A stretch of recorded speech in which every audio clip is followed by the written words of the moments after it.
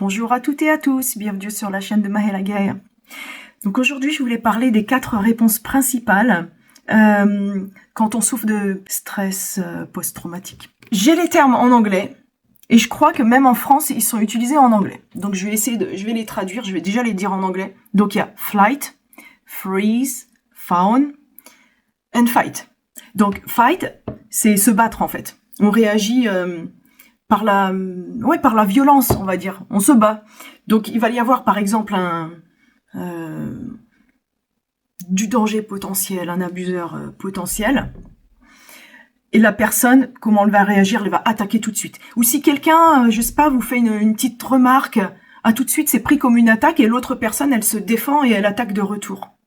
Ou alors si quelqu'un est en danger, ça va être la personne qui voit, oh là là, il y a quelqu'un qui est en danger, ou un danger potentiel, ils vont directement aller attaquer, défendre la victime potentielle et attaquer l'abuseur.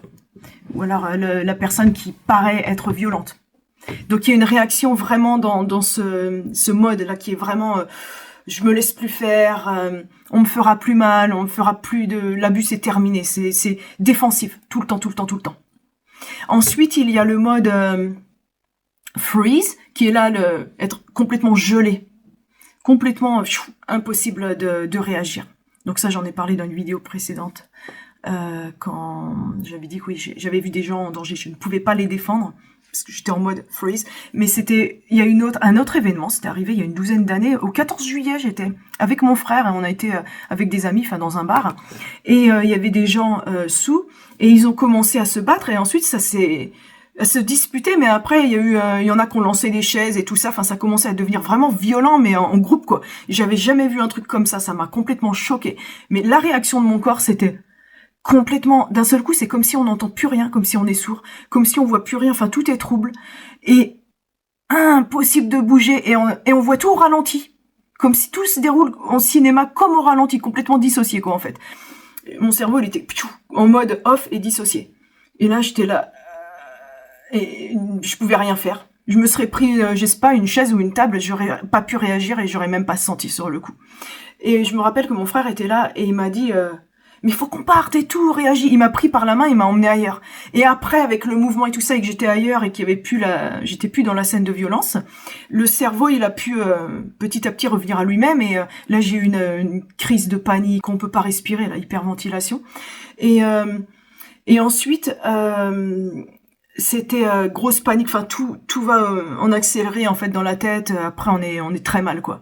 Mais sur le coup, c'était vraiment complètement impossible de réagir.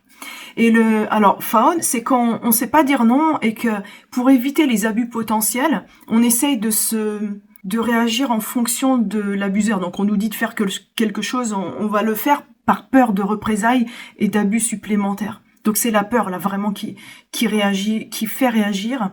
Dans les autres cas aussi, mais là on sent vraiment que on est tétanisé, donc on obéit pour éviter plus de conséquences. Et par exemple, moi je m'en souviens parce que ça, on n'a pas que l'un ou l'autre, on a un peu tous ces modes de réponse. Moi par exemple à l'école, si on me disait, on me critiquait mes vêtements, moi je le prenais pour moi, je me disais mais pour être inclus dans le groupe, pour éviter plus d'humiliation, de moquerie et tout ça, pour éviter tout ça, il faut faire comme eux et dire comme eux. Donc s'il y en a un qui aimait le rouge, moi c'était peut-être pas ma couleur favorite, je disais ouais moi aussi. Ou il y en a un qui parlait d'un groupe de musique, ou je disais ah ouais moi j'adore, alors que je savais même pas de qui il parlait quoi. Mais c'était pour éviter des abus supplémentaires en fait.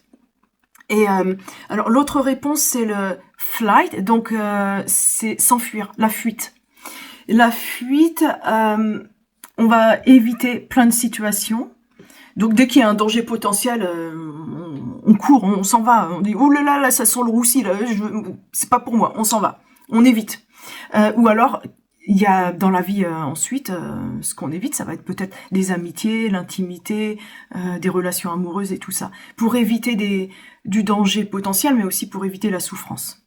Donc il y a toutes ces réponses en fait avec le syndrome post-traumatique qui viennent. Donc je voulais vraiment vous partager ça parce que je pense que beaucoup d'entre vous pourront identifier certains de ces éléments en vous.